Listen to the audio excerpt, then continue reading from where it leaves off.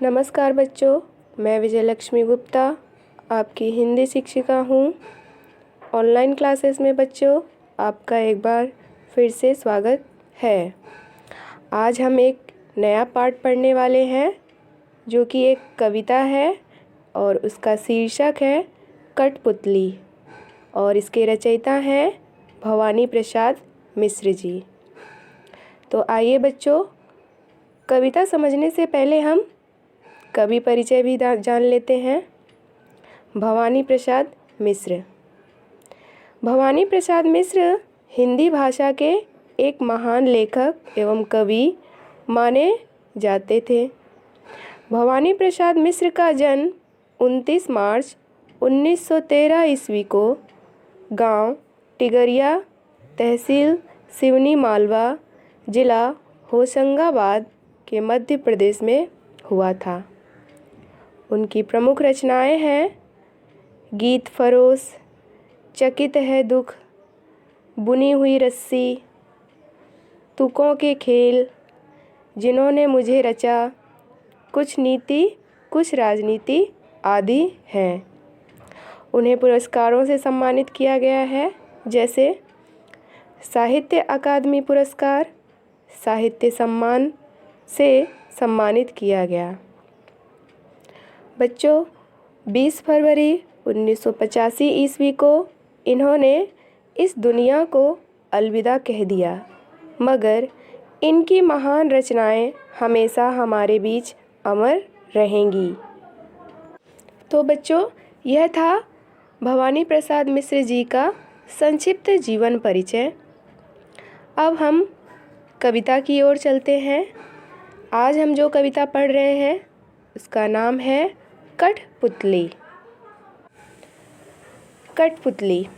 बच्चों, आप लोगों ने कभी ना कभी कठपुतली का नाच ज़रूर देखा होगा। कठपुतली एक ऐसी गुड़िया होती है जिसके शरीर के हर एक अंग से धागे बंधे होते हैं। इन्हीं धागों से जो भी चाहे अपनी इच्छा के अनुसार इन्हें नचा सकता है।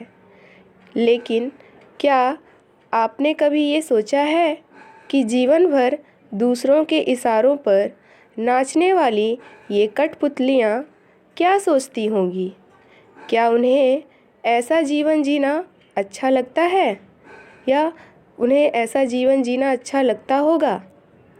तो आइए इस कविता के माध्यम से हम यह जानेंगे इन कठपुतलियों के मन की बात, उनके मन की व्यथा को इस कविता में भवानी प्रसाद मिश्र जी ने दिखाया है। कविता की ओर बढ़ते हैं। कविता कुछ इस प्रकार है। कठपुतली गुस्से से उबली, बोली ये धागे क्यों हैं मेरे पीछे आगे, इन्हें तोड़ दो, मुझे मेरे पाँव पर छोड़ दो। प्रस्तुत पंक्तियों के माध्यम से कवि कह रहा है कि कठपुतली वर्षों से धागों में बंधी हुई है। दूसरे लोग अपने मनोरंजन के लिए उसे अपनी उंगलियों पर नचा रहे हैं। कठपुतली अपने आगे पीछे और शरीर के हर अंग से बंधे धागों से परेशान है। वह उन्हें तोड़कर आज़ाद होना चाहती है। दूसरों के इशारों पर नाचते नाचते वह थक चुकी है। वो अब आत्मनिर्भर बनना चाहती है या होना चाहती है। अपने पैरों पर खड़ा होना चाहती है और अपनी इच्छा के अनुसार कार्य करना चाहती है। कौन? कठपुतली। आगे की पंक्तियाँ पढ़ते हैं। आगे कठपुतली कहती है, सुनकर बोली और कठपुतलियाँ कि हाँ, बहुत दिन हुए हमें अपने मन के छंद छुए। छंद का अर्थ होता है मन की बात सुनना।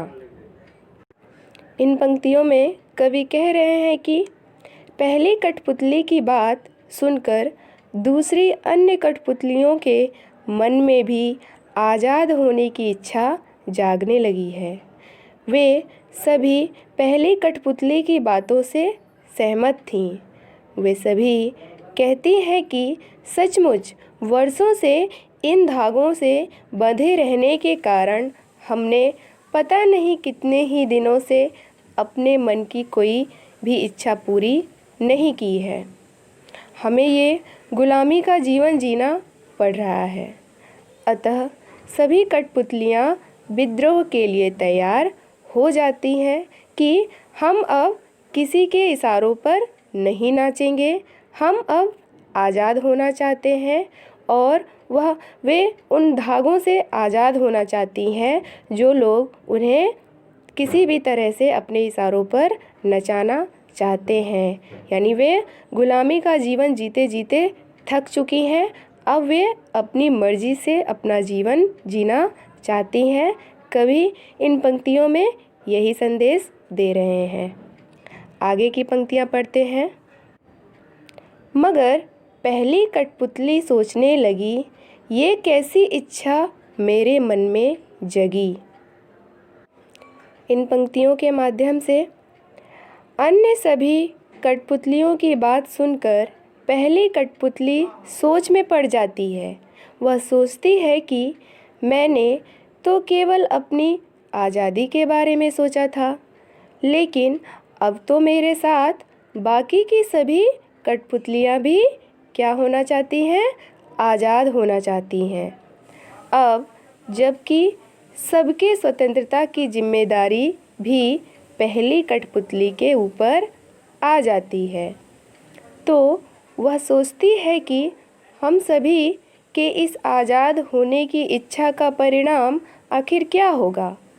आज़ाद होने के बाद क्या वह स्वयं अपने पैरों पर खड़ी हो पाएगी? क्या बाकी की कठपुतलियाँ इस आज़ादी का सही उपयोग कर पाएंगी? कहीं ऐसा ना हो कि अन्य कठपुतलियाँ इस आज़ादी का गलत फ़ायदा उठा लें। अब अंत में पहली कठपुतली सोचती है कि मुझे बहुत ही सोच समझकर कोई भी कदम उठाना होगा, क्योंकि अब यहाँ केवल मेरी बात नहीं है, बल्कि मेरे साथ कई अन्य कठपुतलियों के जीवन का भी सवाल है। तो बच्चों, प्रस्तुत पंक्तियों में यानी पहली कठपुतली पहले तो अपनी ही आज़ादी के बारे में सोचती है, लेकिन अब क्या है, अब उसके ऊपर और भी जिम्मेदारी आ चुकी है। किसकी? कि उसके साथ और भी कई कठपुतलियाँ आज़ाद होना चाहती हैं, लेकिन अब उसके मन में यह प्रश्न उठ रहे हैं कि आज़ाद होने के बाद वह स्वयं अपने पैरों पर खड़ी हो पाएगी? क्या बाकी की कठपुतलियाँ आज़ादी का सही उपयोग कर पाएंगी?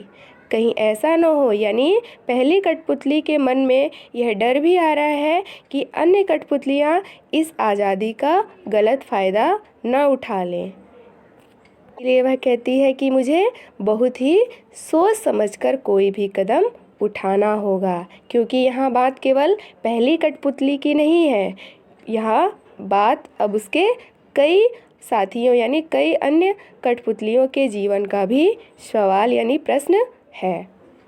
तो बच्चों, इस प्रकार इस कविता के माध्यम से कवि भवानी प्रसाद मिश्र ने कठपुतलियों के मन की व्यथा को दर्शाया है, उनके दुख को बताया है कि ये सभी धागों में बंधे बंधे अब परेशान हो चुकी हैं और इन्हें दूसरों के इशारों पर नाचने में दुख होता है।